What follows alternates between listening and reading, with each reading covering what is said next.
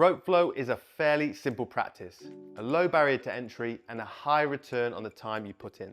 All you need is a piece of rope with some weight to it, find some space, and you can pretty much start practicing straight away. I say pretty much, but there is just one piece of setup required. How long should the rope be?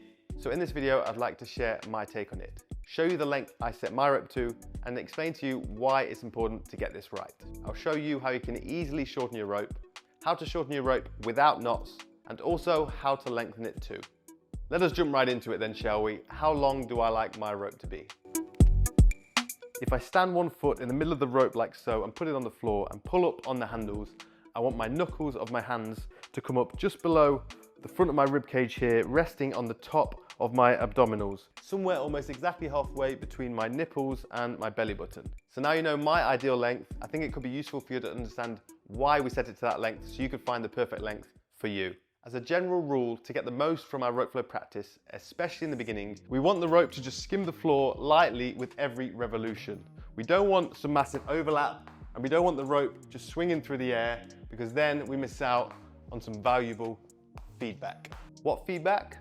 Let me show you. As we skim the floor like so, in your hands, you can feel the vibration every time the rope skims the floor. As well as that, you can also hear the tick, tick, tick. This tells us the lowest moment in the swing, so we can learn to sync the bob of our legs with this rise and fall perfectly, so our arms and legs are developing harmony. Without this skim, we don't feel or hear the rope as it swings each time.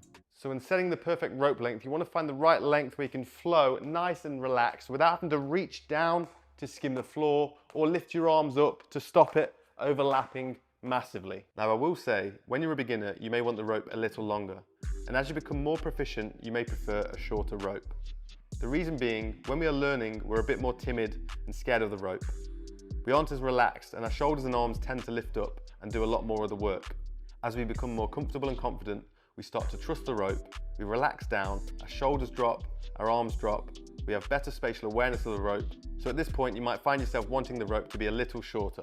Okay, so what happens if your rope is just too long? Well, there's a quick and easy fix to shorten your rope in a matter of seconds, and that is simply to put a knot in the rope about 6 inches to 12 inches below a handle, and each knot like this takes out, depending on the thickness of the rope, about 6 inches from the full length. When you divide that by 2, as we split it in half, it takes out about 3 inches from the height up your chest. So we make our ropes as a standard size to fit someone around just below 6 foot. So for me, it's 5'9", that's 3 inches less. 1 knot is absolutely perfect. If you're 5'6", around there or therearound, 1 knot under each handle will do you just fine. This way it makes each of our ropes perfectly accessible for someone between around 6 foot and 5'4" with 0, 1 or 2 knots in. And for those of you wondering, no, it does not affect the flow of the rope. I've spent most of my time over the last 6 years practicing rope flow, and you'll notice in my videos with 1 knot in my ropes. For those of you who are absolutely adamant you do not want a knot, there is actually one way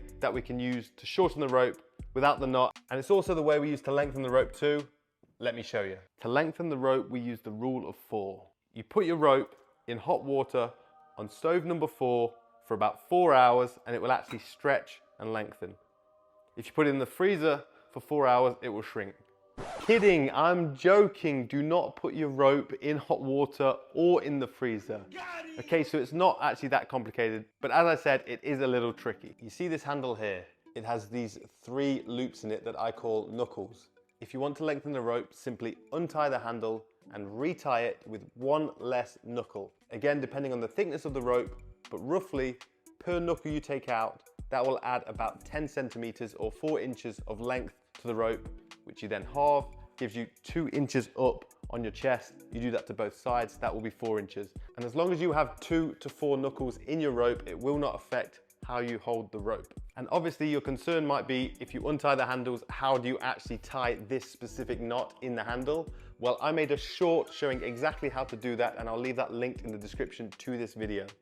Basic physics tells us that the longer the rope, the slower it will take to complete 1 revolution. This does come into play sometimes with rope flow, especially with things like wraps, where if you have a longer rope, you have more time to wait and practice and complete the wrap, whereas if you've got a shorter rope, it gives you a lot less time for that cycle to happen.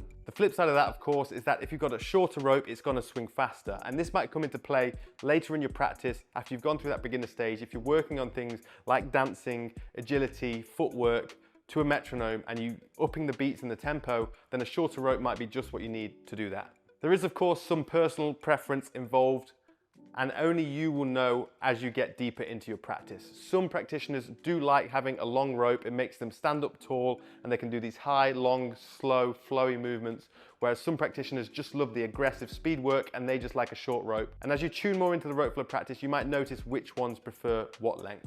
Now, I'd be remiss not to mention the one exception I do have when it comes to skimming the rope on the floor, and that is when I'm flowing with an extra heavy rope like this. Because it's so heavy, I don't feel the need for it to skim the floor. There's already a lot of force flying through the air. You already have air resistance, and if you add ground contact as well, it can slow it too much and become a little bit jarring. Plus, the weight is greater, so the sensitivity to up and down is much easier for your body to tune into. Okay, hopefully now you have an idea of how to set your rope to the right length and why. It may take a little experimentation on your part to find the sweet spot, but the good thing is you can't go that wrong, and the rope is very forgiving. If you'd like a rope already made, we make all our ropes here in the UK by hand and we ship worldwide. We now even have our ropes in warehouses in the US and within the EU. So if you're in either of those places, you can get fast shipping and with no customs fees. Not only that, if you're a beginner and you want the perfect guide to starting, our 8 weeks to Fluidity course is a great place. Or if you're an intermediate rope flower, I'd recommend Fluidity too. Apart from that, I've been Tim. This is The Way of the Rope. Happy flowing.